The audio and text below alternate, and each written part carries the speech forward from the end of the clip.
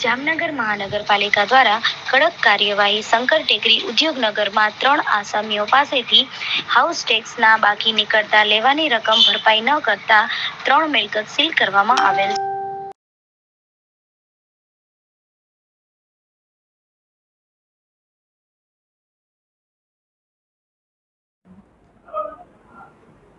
હું in charge tax officer Jamnagar મહાનગરપાલિકા પાંડેર હસમુખ માન્ય કમિશનરશ્રી, માન્ય નાયબ કમિશનરશ્રી અને માન્ય આસિસ્ટન્ટ કમિશનરશ્રી ટેક્સની સીધી સૂચના અનુસાર જામનગર મહાનગરપાલિકાના હદ વિસ્તારમાં મિલકત ધારકોને જે લોકોએ ટેક્સ નથી ભરેલો એ લોકોને વોરંટ અને અનુસૂચિ આપવામાં આવેલ હતા. એ વોરંટ અને અનુસૂચિની મુદત 15 દિવસ અને 5 દિવસ હતી. એ દિવસ પૂર્ણ થતાં આજ રોજ 3 મિલકતો સીલ કરવામાં આવેલ છે, જેમાં કરીમભાઈ મલિક એક્સિલેટ ઇન્ડસ્ટ્રીઝ અને અરવિંદભાઈ શાહ અને અશોકભાઈ શાહ.